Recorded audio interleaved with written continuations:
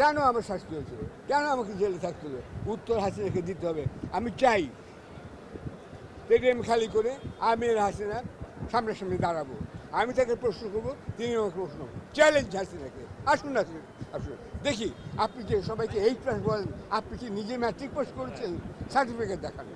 আমি জানতে চাই তিনি কি পাস, তার বংশগত বন্ধুরা মর্যাদা দেখতে পাচ্ছেন কি আসলে পাস। হাসিনা সবাইকে খুন করেছেন। ওনাকে আমি জেলে তো রাখার বললাম কারণে উনি তিনি তার হাসিনাকে পিতার চ্যালেঞ্জ করতেছেন, সবচেয়ে বড় প্লিজ আপনি আমাকে কেন সবচেয়ে বড় জেলে পাঠাইছেন, বেনিফিশিয়ারি, এবং এমনকি সেই আপনি জন্য কি শিক্ষিত তিনি কিনা। হয়তো তার পিতাকে তো খুন এই করার। কথাগুলো এখন আসলে বলা হচ্ছে মানুষের আমেরিকা একদিনে 5 আসে না। বছরের পরিকল্পনা মানুষটাকে আমি করছে, দেখছি তাহলে অনেক তিনি আগে, তার অথচ আরো উনি অনেক হয়তো আগে মারা থেকে গেছে। পরিকল্পনা মানুষটা এখনো করছিলেন রইছে, তার পিতাকে কী করে আর খুন মানুষটার করা যায়। অবস্থাটা তিনি দেখেন। খুন করেছেন, এখন ফাইনালি তিনি তার মানুষটা ছেলেকে চ্যালেঞ্জ খুন করতে করেছেন। এসে আপনি গেছে। কি মনে করেন জয় কি এখানে আসে বলবেন ইলেকশনে জিতবে? জিতবে আসলে না। আমরা কি তাহলে কাজ তার করি আর ছেলেরও কি রাজনৈতিক কামাই? ভবিষ্যৎ নষ্ট করেছেন।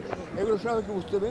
তিনি বেঁচে থাকুন, বেঁচে থেকে সুস্থ থাকুন, সুস্থ থেকে তিনি দেয়াল দেখুন, পড়ুন যদি তিনি পড়তে জানেন।